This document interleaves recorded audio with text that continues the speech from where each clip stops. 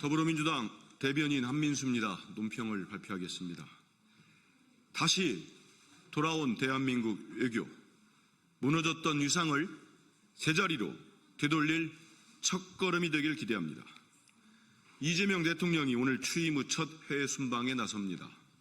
윤석열 정권 3년 동안 무능과 퇴행으로 헝클어진 외교를 복구하는 첫 발걸음이 시작된 것입니다. 이번 G7 정상회의 초청은 국제사회가 민주주의 회복성을 보여준 대한민국에 보내는 신뢰와 지지의 메시지입니다. 그런 점에서 이재명 대통령의 G7 정상회의 참석은 돌아온 대한민국을 보여주는 상징적인 장면이 될 것입니다.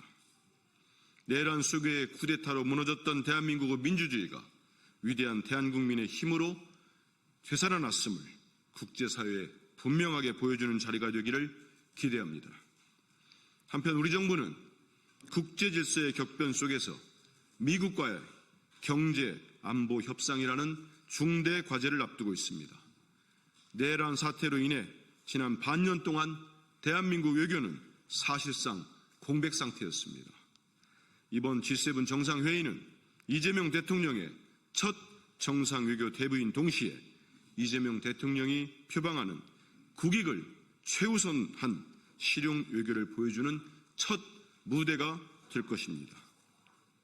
대한민국의 위상을 드높이고 외교 역량을 유감없이 보여주는 한편 주요국가의 정상 외교를 통해 당면한 외교 및 경제 현안을 타개해 나가길 기대합니다.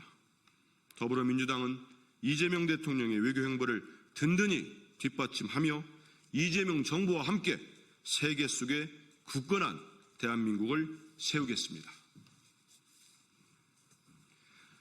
한반도 평화정착을 가로막으려는 대북 전단 살포에 엄중한 책임을 물어야 합니다.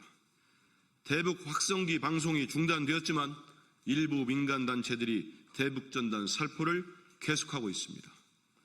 정부의 공식 중단 요청과 경고에도 불구하고 일부 단체들은 대북 전단 살포를 강행하며 한반도 평화정착을 위한 기회를 가로막고 있습니다.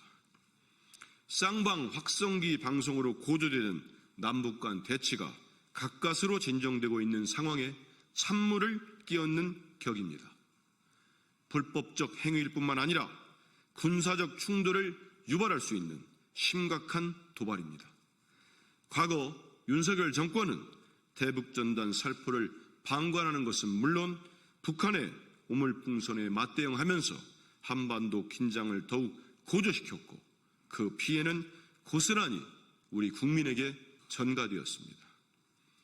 접경지역 주민은 물론 국가 공동체의 안위를 위협하는 대북전단 살포는 당장 중단되어야 합니다.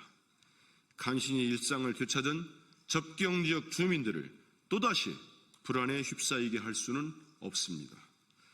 끊어진 남북 연락망을 복원하기 위해 바삐 움직여야 할 지금 자극적인 전단 살포로 한반도 긴장을 다시 고조시키는 행위는 어떠한 명분으로도 정당화될 수 없습니다.